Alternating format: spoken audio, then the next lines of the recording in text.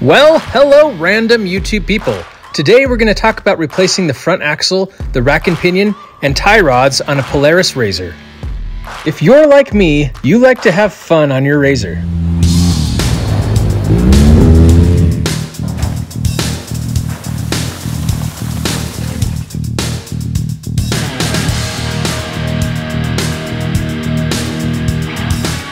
Sometimes perhaps a little too much fun. Not to worry, in this video I'm going to show you how to fix it. Stay tuned. Subscribe. So I didn't actually break the axle by going over that jump that I just showed you. My wife and I were going on a 50-inch trail, and off to the side of the trail on her side was a bush just right on the edge of the trail. So as we were driving along the trail, bang! We hit the surprise stump behind the bush, and wow, it did some damage. We broke the axle and bent the tie rod really bad here. But not to worry, I'm going to show you how to replace it right now. I will be doing these repairs today on a RZR 800, but these same steps can be used for other RZR models. Before we do any work on the RZR, let's brace the back wheels with some wheel chocks. While the RZR is still on the ground, we're going to use a 19mm socket wrench to break free the lug nuts before we start spinning them all the way off. With the back wheels braced and the lug nuts loose, you're going to put the RZR up on a jack, preferably a floor jack like this one that I have here. Find a secure place under the RZR and start lifting it up. Just a little side question, do you guys call it a RZR or do you call it an RZR? Around here it's known as a RZR, so that's what I'm going to call it. Once the front end is up high enough, you should be able to spin the wheels freely. Of course, now just going to continue to loosen the lug nuts and then take those off and take the wheels off.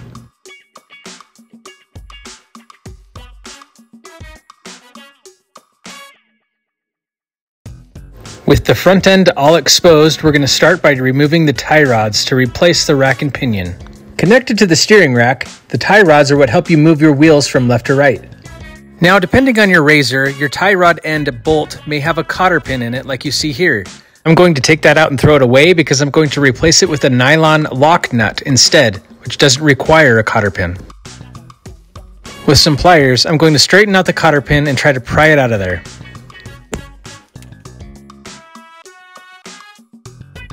Now your RZR may connect the tie rod with a nut and a bolt, or you may just have to take off one nut, but that just depends on your RZR. Either way, let's take off the tie rod and bolt. We'll be doing this with a 15mm socket and a 15mm wrench. Any nuts and bolts you take off during this project, you may want to keep and save for later. Now I was originally just going to replace the tie rod, but I found it was cheaper to just replace the whole rack and pinion itself. You can see this little setup is only $68.99, so I just went ahead and got the entire new rack and pinion system with tie rods and everything.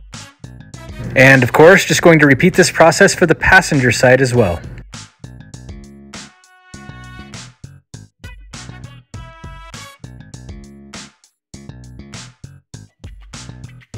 With the tie rod ends disconnected, we're just going to simply move them out of the way so we have more room to access the rack and pinion.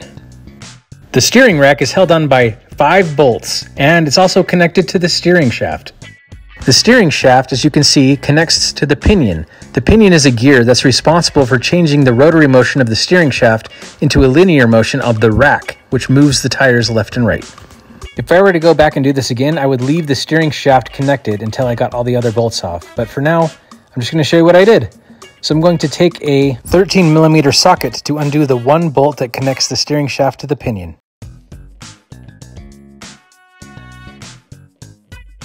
And what you might find is there's not enough room to take the shaft off the pinion. I'm going to have to loosen another bolt on the steering shaft to give me enough wiggle room to get the steering shaft off of the pinion.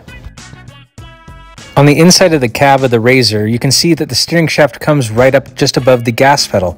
There's another bolt here. I'm going to loosen that to give me enough wiggle room to get the steering shaft off.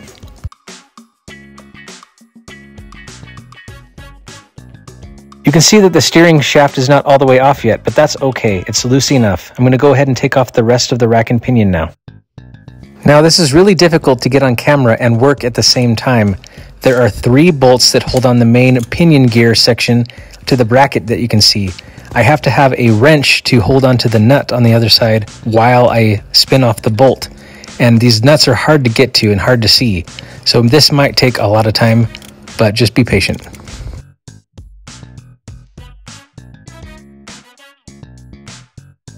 And there we go. The nut and bolt are disconnected. And you can see I'm holding onto the nut as very carefully as I can so that I don't drop it and lose it somewhere in the razor. And there she is. And here's the bolt. Now continuing the process of getting the other two bolts off this main pinion gear section. Here's bolt number 2 and bolt number 3. Now onto the other side of the machine. There are 2 shorter bolts on the other side connected to a bracket. This bracket is kind of a brass goldish color that's connected to the rack and pinion itself. For this, you may want to use one of those wrenches that has a socket built into it. It's going to make it much easier where you don't have to keep taking off the wrench and putting it back on, because I cannot for the life of me get a socket up in here. After longer than I'd care to admit, here's bolt number 4. And this is the reason I wish I would have kept the steering shaft connected while I did all this, because this last bolt has a lot of pressure on it, and it's making it very difficult to spin. So what I'm going to do right now is just get some zip ties to hold this rack and pinion back up so that I can take some of the weight off that bolt to make it easier to spin. So if you leave the steering shaft connected, it might make this process a little bit easier for you. I also put a zip tie on this side to hold it up because it's really hard to get that nut off. If I had to do this again, I'd take that far away nut off first instead of last. But I might do the same thing when I put up the new rack and pinion, hold this all up with zip ties. And I finally got that last bolt off. Ooh, that took a long time. Just going to cut those zip ties that I had holding up the rack and pinion while I took the nuts off.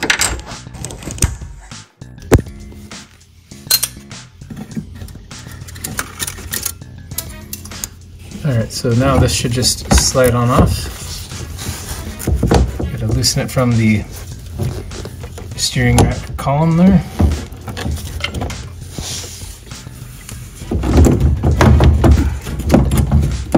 There we go.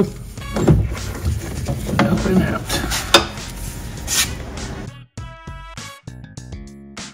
With the old rack and pinion removed, let's go ahead and take a look at the new rack and pinion.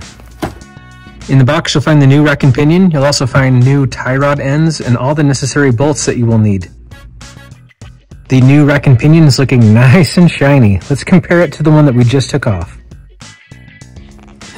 I don't know what I was so worried about. This looks just fine, right? That bend in the tie rod makes it look like they're not even the same size. But remember, one has tie rod ends on and the other does not. This clean and up-close view makes it easier to illustrate what I was trying to show earlier. On the main rack and pinion gear section, there are 3 long bolts. Then on the other side, there's a bracket, and there's the 2 shorter bolts. So in all, there are 5 bolts total. Enough chit-chat, let's go install this in the reverse order that we took it off. And here's the new rack and pinion piece with the tie rods. So now it's time to mount it. I'm going to do that same thing where I put on some zip ties to hold up the top part while I screw in the bottom screws, just to make this easier. But first I'm going to make sure that it goes through the steering rod. Inserting the unit into the hole. That's what she said. First, connect the pinion to the steering shaft collar. I had earlier removed that 13mm bolt, so now I'm going to put it back on and hand tighten it. So I don't have to try to hold this up and run the bolts through and hold the nut on the other side and do it all at the same time. This is where I'm going to use those zip ties like I used before. With the passenger side zip tied secured, I'm going to start with 1 bolt to the rack and pinion to hold it in place. Bolt 1, bolt 2, and bolt 3. These are all just hand tight for now. I'm going to go over to the other side to work on those 2 bolts and get those secure first. Now that the rack and pinion is secured, I clipped the zip tie and I'm going to start with that bottommost bolt that I wish that I would have taken off first last time. And the upper bolt. It's really hard for me to get this on camera and tighten all these nuts at the same time, but I got it done. Now tightening up the other bolts that I had earlier just had hand tight. Now that all bolts are secure, moving on to the steering shaft and connecting it to the pinion. We need to make sure that it's up on the pinion in a good position, so it's not too far down, not too far up, and then we're going to tighten down the bolt. It appears to be working. There's one last thing that we need to do, and that's tighten the bolt that we undid earlier inside the machine on the steering shaft. And we are all done for this part of the steering rack and pinion. You can see that it's working correctly as I turn the steering wheel back and forth. The last thing to do is to attach the tie rod ends and then attach the tie rod ends to the wheel.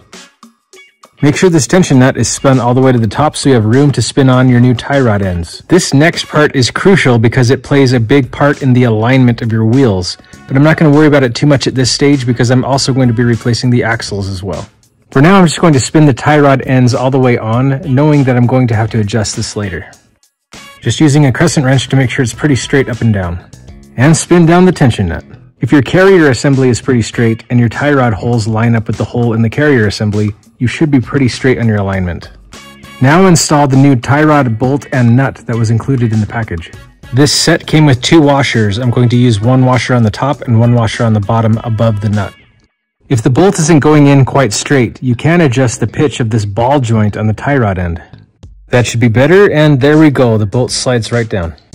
Now grabbing the bottom washer and nut. This particular nut that was included is a nylon lock washer, which should be great because we don't have to use a cotter pin in this case. The very last thing to do is tighten down the nut and bolt. You're going to tighten down the nut at about 30 foot-pounds. But again, I'm not going to worry about that just yet because I still need to replace the axles. And look at that! The completely assembled rack and pinion and tie rods are pushing the carrier assembly back and forth beautifully. To complete the project, just do that exact same thing to the other side. And rack and pinion has been replaced. The time has now come to talk about replacing the axle. The axle is also called the CV axle, with the CV standing for constant velocity. The very first thing we're going to do is take off the cotter pin. This will allow us to remove the axle castle nut. You can save this for later, but the kit that I got for the axles comes with new cotter pins. To remove the axle castle nut, we're going to need a socket size 1 1/16. This size is actually ironically the size that you're going to need to remove the anode rod from your water heater, so you may as well have one on your supply.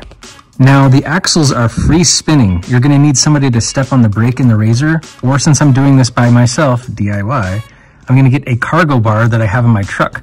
This cargo bar has come in useful in some of my other videos too, like the one where I held up my microwave with it. So I'm putting pressure on the brake here so that I don't have to have somebody come and sit in the razor and hold the brake for me. Now brake free the castle nut with your socket wrench.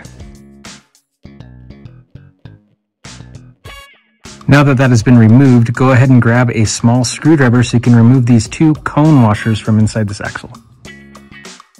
Next, remove the upper ball joint pinch bolt that's holding the A-arm onto the carrier assembly. This will allow the carrier assembly to detach and move away freely.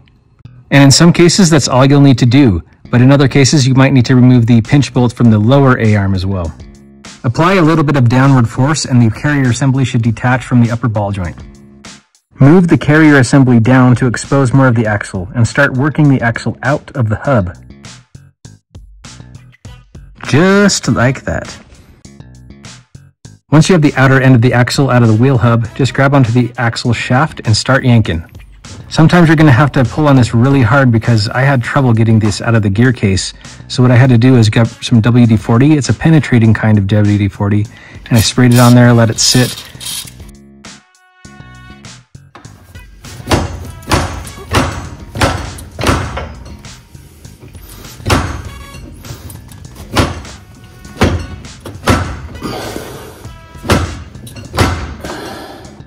With no success, I sprayed some more of that penetrating WD-40 and I let it sit for a little bit longer.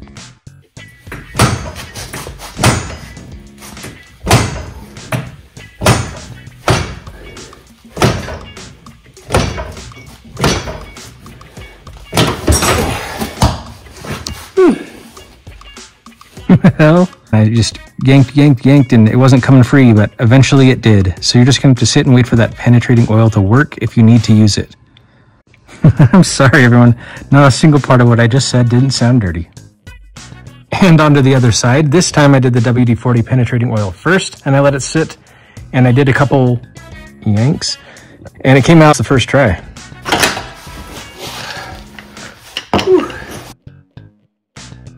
Before installing the new axle, go through everything and clean it up just with some contact cleaner and a shop rag. Now let's go look at the new axles that just arrived. I just headed over to good old Amazon, entered in the year, make, and model of my machine, and searched for axle, and these are what I found. Make sure you're getting the ones for the front or for the rear, depending on which one you're replacing. And here's one of the axles, but be sure you look at the packaging, because this little piece of packaging I almost threw away, and you can see it has a little cotter pin in it. If I wasn't paying attention, I might have thrown that away too. And here are the brand new axles. They have the castle nut on them, as you can see. Make sure you look at the shaft to see if it indicates if it's the left or the right side. These in this case say left or right, so it doesn't matter. For fun, let's go compare the old with the new. Here's what the CV axle boot should sound like. You hear that? Nothing. And here's what that one I broke sounds like. Quite a dramatic difference. Enough chit-chat, let's get on with the install. It's a good idea to put some kind of anti-seize onto the ends of these axles so that what happened before doesn't happen again and it doesn't get stuck in the gear case. Install the gear case end of the axle first. Both the axle and the gear case have threads, so make sure that the threads line up. The axle has a circlip on it, so it's going to take some force in order to get it all the way into the gear case. Just giving the other end of the axle a little love tap with a rubber mallet to make sure that it gets fully seated inside the gear case.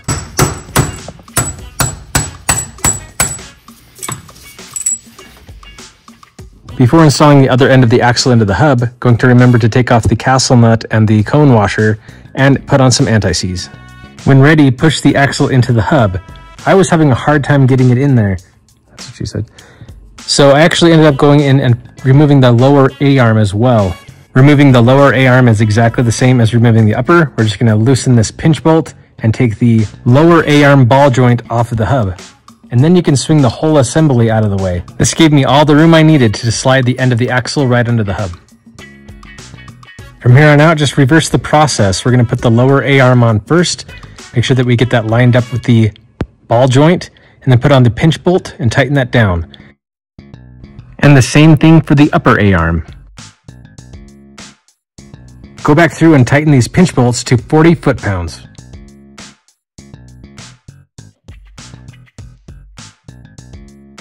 Put back on those 2 cone washers we took off earlier. And start to spin on the axle castle nut. Set your torque wrench to 80 foot-pounds. Make sure you have a buddy that can hold down the brake, or in my case, I have that cargo bar that's pressing on the brake, as we tighten this down to that 80 foot-pounds. It's going to take some effort. You are also going to want to make sure that one of the notches in the castle nut lines up with the hole for the cotter pin. In this case, I'm mushing it a little bit further with the socket wrench just so that it lines up.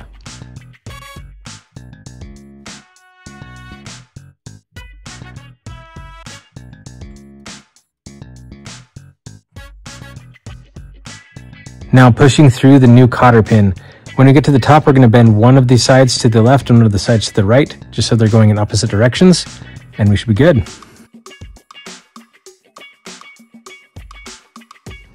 This side is all done except for putting the wheel back on. If after all this work you notice that your alignment doesn't seem quite right, that the hub seems spun in a different direction than it should be, you can go ahead and adjust the tie rod to adjust for the alignment. Once everything is looking straight, the last thing to do would be to put the wheel and 4 lug nuts on. Just tighten those 4 lug nuts hand tight. We're not going to tighten them with a torque wrench until the machine is off the jack and on the ground. Driver's side is done. Now do the exact same thing to the other side.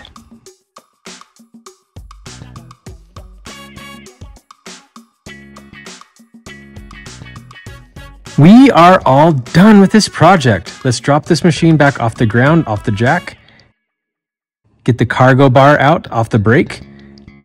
Spin the tires, walk around the machine, make sure that the wheels and tires look straight and that your alignment is good. And tighten these lug nuts down 30 foot-pounds plus a quarter turn. And the very last thing to do here is to make sure that you take the machine out for a test drive. Make sure that everything sounds and feels good.